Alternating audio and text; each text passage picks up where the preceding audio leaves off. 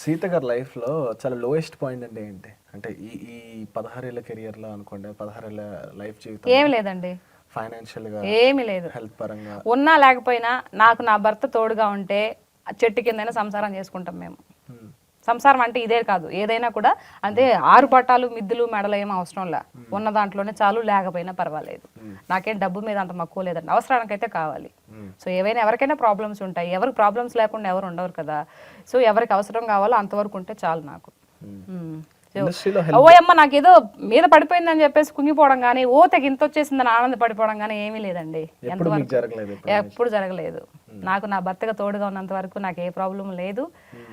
So ఎంత కష్టాలు వచ్చినా కూడా అది ఆయన చూసుకుంటాడు, ఇబ్బందే లేదు. నిజంగా సీరియస్లీ నేను దేనికి బాధపడింది లేదు. అంటే ఇప్పుడు ఇంకొకటి, మీరు ఇండస్ట్రీలో చేశారు కదా ఒక 25 ఫిలిమ్స్, అంటే ఒక 10 years నుంచి చేస్తున్నా అన్నారు కదా. అవును అవును, నమ్మకం అనేది చాలా ఎక్కువ ఉండాలి. మనం సినిమాలు చేస్తున్నాం అంటే, ఒక స్క్రిప్ట్ వినడానికి వెళ్ళినా, ఏదైనా వర్క్ చేస్తున్నా, అక్కడ ఎలా మీ హస్బెండ్ సపోర్ట్ ఎలా ఉండేది?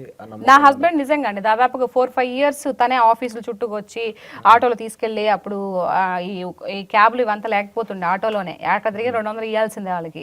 సో బయట తనుండి ఆఫీస్కి వెళ్ళి మాట్లాడుకుని ఆడిషన్ చేసుకుని అట్లా వచ్చి చాలా రోజులు నాకు చాలా తోడుగా ప్రతిదీ చెప్తా ఉండేది. Point not only politics, industry వచ్చినప్పుడు కూడా నాకు చెప్తుండేది ఇలా మాట్లాడాలి. ఒక డైరెక్టర్ దగ్గరికి వెళ్ళినప్పుడు కొంతమంది ఉంటారండి, అందరూ అలా ఉంటారని చెప్పను, కొంతమంది ఏదైనా కొంచెం మాట్లాడడానికి ట్రై చేస్తారు. మనం ఎంతలో ఉండాలో అంతలో ఉంటే వాళ్ళు కూడా పద్ధతిగా మాట్లాడతారు, మనకు ఒక వాల్యూ ఇస్తారని చెప్పేవాడు. సో ఆ విధంగానే జరిగింది. అలా ట్రై చేసి ఇబ్బంది పడినవి కూడా మీరు హస్బెండ్ తో షేర్ చేసుకునే వాళ్ళ? నేనే ఇబ్బంది పడలేదండి ఎప్పుడు కూడా.